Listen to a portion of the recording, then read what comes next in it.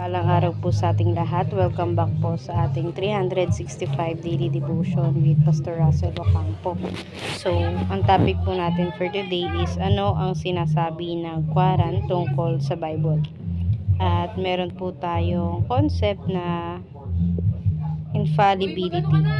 Infallibility means that the Bible cannot lead us astray in matter of faith and practice. It does not mean the Bible answers every specific of historical question, but it does mean that everything the Bible teaches about God, salvation, life, and obedience is completely trustworthy because Scripture comes from the perfect God. It is free from error. Its divine purpose to guide us in trust. At ngayon naman po, share ko po yung mga natutunan ko sa naging topic natin for today. So, bago po yun, makikita po natin to sa Psalms chapter 119, verse 89.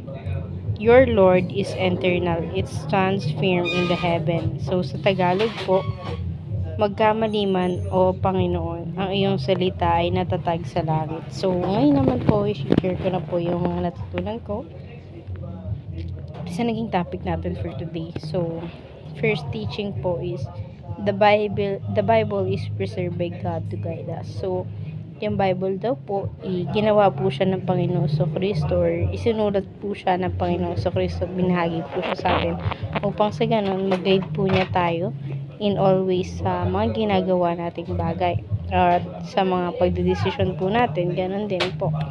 Ngayon naman po sa second teaching na po tayo, the Bible cannot mislead us in faith and practice. So, yung Bible daw po, hindi po siya naglilid sa atin sa mga masasamang bagay, but then naglilid po siya with our faith and kung paano tayo magpa-practice on how to preach and how to share the gospel with others. Ngayon naman po sa third teaching na tayo, the Bible is trustworthy and it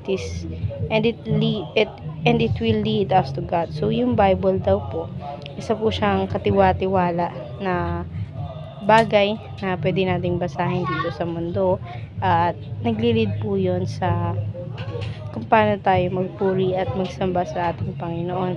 At ngayon naman, dadako po tayo sa application. First application, obey the principle of the Bible. So, palagi nating susundin yung nasasaad sa Biblia na dapat yung mga prinsipyo natin, not just the principle, but then yung mga bagay na sinabi ng Panginoon, yung mga dapat nating gawin, dapat ino-obey natin yun. And syempre, yung mga hindi dapat gawin, hindi rin dapat natin ginagawa.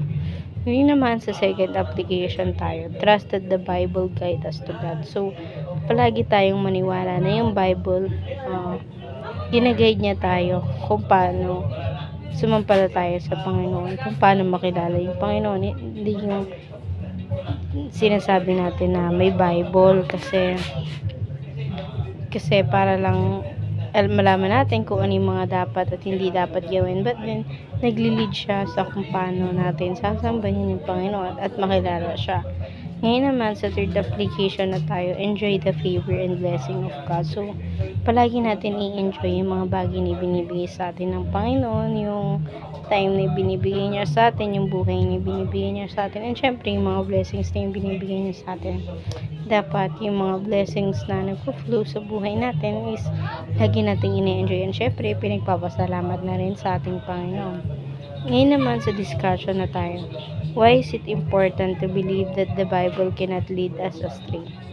So, for me, very important yun na dapat paniwalaan natin na yung Bible hindi siya mag-lead into bad something happen na mangyayari sa atin, but then the Bible will teach us and lead us to good things na makilala yung God sa buhay natin, kung paano matutunan magmahal at magpatawad sa ibang tao. So, ayun lamang po for our today's discussion. Thank you for watching.